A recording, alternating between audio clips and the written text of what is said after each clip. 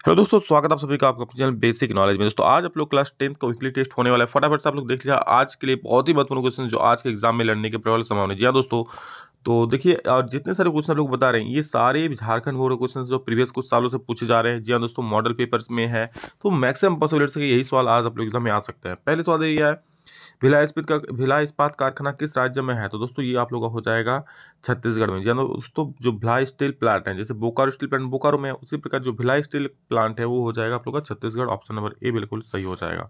अगला प्रश्न है, भारत का पहला सूती वस्त्र मिल कहाँ स्थापित हुआ था? देखिए भारत का जो पहला हुआ था वो कलकत्ता में, लेकिन जो अगर सफल की बात करते हुआ था यहाँ पर बम्बई में। ठीक है, लेकिन आप देखोगे ज़्यादातर आंसर जो होगा तो बम्बई भी देता है। ठीक है, तो याद ही रखना आप लोग कि भारत का पहला सूती वस्त्र मिल कहाँ पर स्थापित हुआ था, तो बम्बई में हुआ था। ठीक है, तब लोग देख सकते हैं दोस्तों।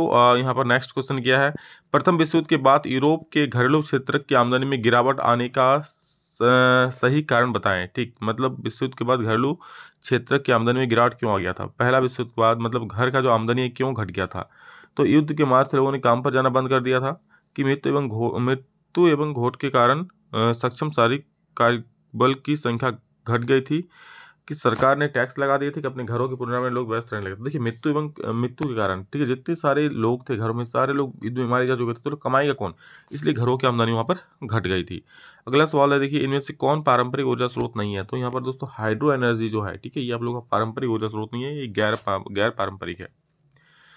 निम्न में से कौन औद्योगिक क्रांति का कारण नहीं था? औद्योगिक क्रांति का कारण कौन नहीं था? राजकीय संरक्षण, कृषि क्रांति, वैश्विक आविष्कार, वैज्ञानिक आविष्कार की धर्म सुधार आंदोलन। तो जो धर्म सुधार आंदोलन दोस्तों ये आप लोगों का औद्योगिक क्रांति कारण नहीं था। सिल्क मार्ग, जिसको हम लोग आप लोग रेशम मार्ग बोलते हैं, क्यों कहाँ से कहाँ जुड़ा था? यूरोप से अफ्रीका जुड़ा हुआ था, यानी कि गौ नंबर तक बिल्कुल गौ सही हो जाएगा दोनों। इनमें से कौन सा शहर भारत की इलेक्ट्रॉनिक राजधानी कहा जाती है? तो दोस्तों बेंगलोर। ठीक है, बेंगलोर को भारत की इलेक्ट्रॉनिक राजधानी कही जाती है। ऑप्शन नंबर गो बिल्कुल इसका सही उत्तर हो जाएगा, याद रखिएगा।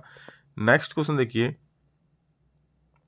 सूरत और हुगली बंदरगाह हाशिए पर चला गया था। कब चला गया था दोस्तों? तो ये चला गया था 18वीं शताब्दी में। ठीक है, 18वीं शताब्दी में सूरत और हुगली बंदरगाह 8वीं शताब्दी में हाशिए पर चला गया था, क्योंकि उस पर कपास का जो निर्यात हुआ उतना नहीं हो रहा था। किसके आविष्कार से कपड़े की बुनाई की प्रक्रिया में मदद मिली, जिससे उत्पादकता में प्रतिस्पर्धा में वृद्धि हुई? तो दोस्तों जो आप लोग फ्लाई शटल मशीन था। ठीक है, नेक्स्ट क्वेश्चन देखिए, इसका फ्लाई शटल का सही उत्तर हो जाएगा। अगला सवाल हम लोग का है, भारत का अधिकांश स्टील संयंत्र अवस्थित है? भारत का अधिकांश स्टील संयंत्र कहाँ स्थित है? तो वो हो जाएगा छोटा नागपुर का पठार में, यानी कि घ नंबर बिल्कुल सही उत्तर हो जाएगा। नेक्स्ट क्वेश्चन, नए युग का प्रतीक किसे माना गया था? तो इससे दोस्तों कपास को नए युग का प्रतीक कहा गया था। ठीक है, ये आपका सही उत्तर हो जाएगा। अगला क्वेश्चन है, विनिर्माण क्या है? तो देखिए कच्चे माल को मूल्यवान वस्तुओं में परिवर्तित कर अधिक मात्रा में वस्तुओं के उत्पादन को विनिर्माण कहते हैं। मतलब जो विनिर्माण मतलब क्या, एक नए निर्माण, फिर से निर्माण, जो कच्चा माल होता है उसको परिवर्तित करके एक मूल्यवान वस्तु में बदला जाता है। जैसे कि आप जो चीनी होता है कहाँ से, गन्ना से बन गया, ये विनिर्माण हो गया।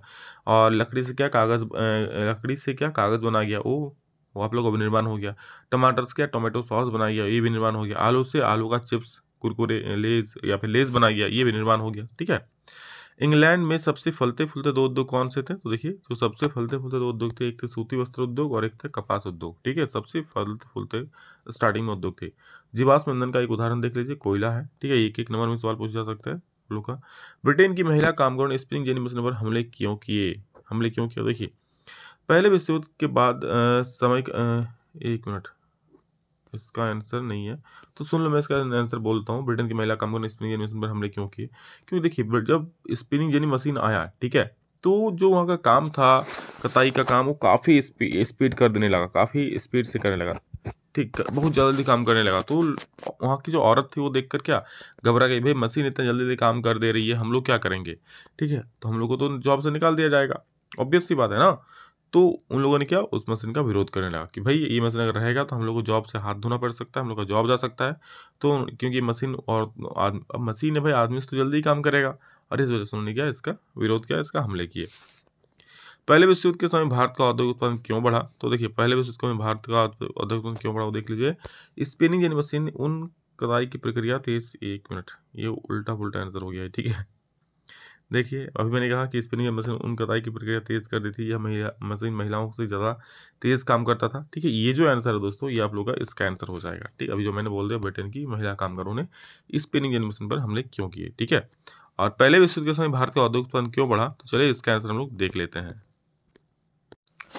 तो देख लीजिए दोस्तों, इसका आंसर क्या है कि प्रथम विश्व युद्ध में ब्रिटेन ऐसे उलझ गया कि उसका ध्यान अपने बचाव में लग गया, वो भारत में अपने माल का निर्यात न कर सका, जिस कारण भारत के उद्योग को अपने पनपने का सुअवसर प्राप्त हो गया। देखिए, पहला विश्व युद्ध जब शुरू हुआ तो इंग्लैंड के अब खुद को बचाने में लग गया, जिस कारण जो भारत में कोई जरूरी चीज का निर्यात भेज नहीं सका, ठीक है, निर्यात नहीं कर सका, और इससे जो भारतीय कंपनी उसको एक आगे बढ़ने का अवसर मिल गया।